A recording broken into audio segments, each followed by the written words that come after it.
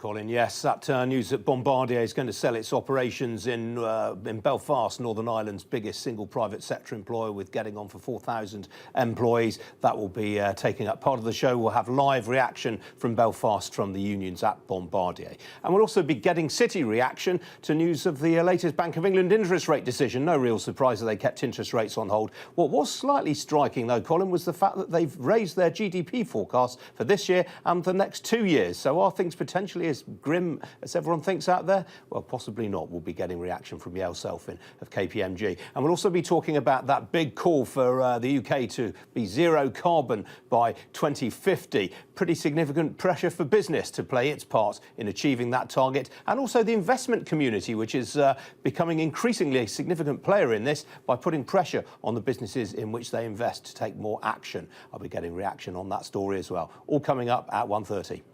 Ian, thanks a lot.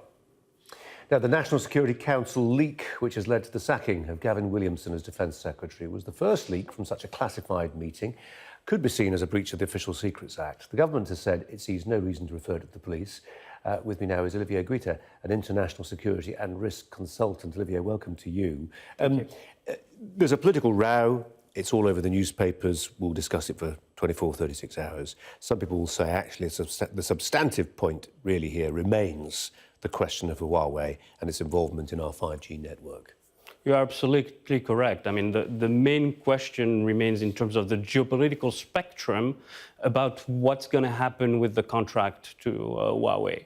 I mean, the public has to realize it's a national security issue. It's not just talking about the regular classical spying, if you will, that happens even between friends.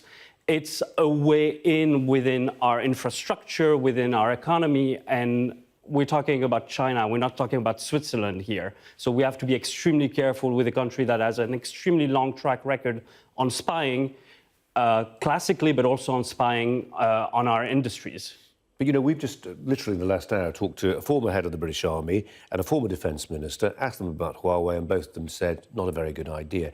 The correct forum for ventilating that question is the House of Commons, not a top-secret meeting of your best spooks.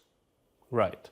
I mean, that's one of the things to look at is what has been done also in other countries. We know that Australia and New Zealand, that knows intricately the threat of China, have taken Huawei of the contract. The Americans are extremely forceful and putting pressure on the UK, saying that they're not going to go on sharing information with us if we grant the contract to Huawei. I think in the larger scheme of things, we're talking about national security, but also potential blackmail and information on our infrastructure, which is extremely problematic in terms of cyber attacks, in terms of the information that they can get to. And that's why it's extremely important for both the House of Commons, the government and the public to be aware of the plus and minus to grant this contract. In terms of the technology, I mean, the point is made by the British government that were this involvement with Huawei to be given the green light, it wouldn't be the core elements of Britain's 5G network. It would be the things like masts, for instance. Right. Yes, that could be one of the points, but we know that intricately the Chinese have been extremely good at penetrating networks. I mean, even if we were to give them just a way, and that's enough. And that's the main question that comes to fore. If our allies think that it's an extremely bad idea and are so forceful about it, I think we should look at this issue extremely closely. Do you think that we're in danger of being naive here in forgetting that this is a company, Huawei, which has a legal obligation under Chinese law to allow Chinese espionage agents, intelligence gathering entities to access its technology?